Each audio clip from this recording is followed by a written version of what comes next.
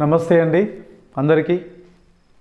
So ఈరోజు ఒక బాధాకరమైన విషయం ఏంటంటే గురుకుల యొక్క హారిజంటల్ కేసు అనేది మళ్ళీ పోస్ట్పోన్ చేశారు. అసలు ఏం జరుగుతుంది?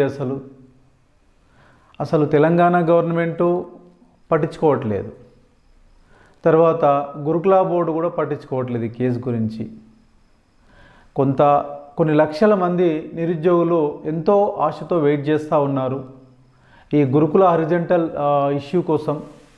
అంటే గురుకుల హారిజంటల్ కేసు గురించి ఈరోజు చాలామంది లక్షల మంది విద్యార్థులు నిరుద్యోగులు వెయిట్ చేస్తూ ఉన్నారు.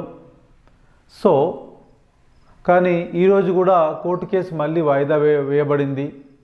అసలు ఈ గురుకుల బోర్డుకి ఏమైందండి? అసలు ఏంటి గురుకుల బోర్డుకు?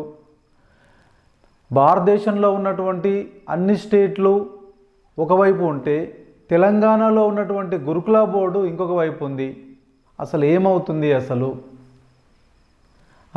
ఒక వెబ్ నోట్ పెడితే అయిపోతుంది కదా, we are also implementing horizontal reservation అని చెప్పేసి పెడితే అయిపోతుంది కదండి.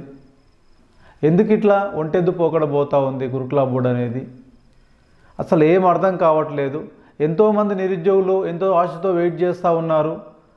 కానీ వాళ్ళ కడుపు మంట అండి. ఎందుకంటే పాపం చాలామంది నిరుద్యోగులు వెయిట్ చేస్తూనే ఉన్నారు.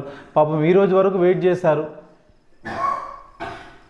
సో మరి కేసు అనేది ఎప్పటి వరకు వాయిదా వేయబడింది అంటే జనవరి 22కి మళ్ళీ నెక్స్ట్ హియరింగ్ ఉందండి.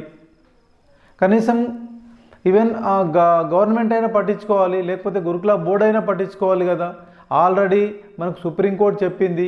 సుప్రీంకోర్టు ఏమని చెప్పింది అంటే ఖచ్చితంగా every state can implement horizontal reservation అని చెప్పేసింది. చెప్పిన తర్వాత గురుకుల బోర్డు ఏం చేస్తుంది? మేము ఆల్రెడీ ఇచ్చినాం కదా, మేము ఆల్రెడీ నోటిఫికేషన్లో వర్టికల్ రిజర్వేషన్ ఇచ్చినాం కదా, మేము మళ్ళీ ఏమని చెప్పేసి మళ్ళీ వాళ్ళు ఒంటెద్దు పోకడం మళ్ళీ పోతూ ఉన్నారు వాళ్ళు.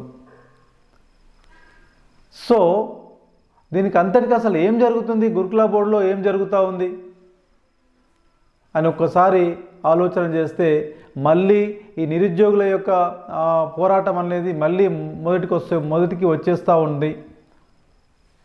సో నిరుద్యోగులారా, ఎవరు కూడా అధైర్యపడవద్దు. You can wait for your result. అంతా మంచి జరుగుతుంది. సో కాబట్టి ఎవరు కూడా ఎలాంటి అంటే ఈ రిజల్ట్ కోసం వెయిట్ చేసి అఘాయిత్యాలు చేసుకోకండి. దయచేసి వెయిట్ చేయండి. ఇది కోర్టు పని కాబట్టి, డిసిషన్స్ కాబట్టి అది వాయిదా వేస్తూనే ఉంటుంది. కంపల్సరీ ఏదో ఒక రోజు ఖచ్చితంగా రిజల్ట్ అనేది వస్తూ ఉంది. కాబట్టి దయచేసి ఏ నిరుద్యోగి కూడా ఎవరు కూడా ఎలాంటి అఘాయిత్యాలు చేసుకోవద్దండి. Okay, thank you very much my dear subscribers and my dear viewers. ఇంకా ఏదైనా అప్డేట్ ఉంటే నేను మళ్ళీ ఎంబడే చెప్పేస్తాను మీకు. Thank you very much.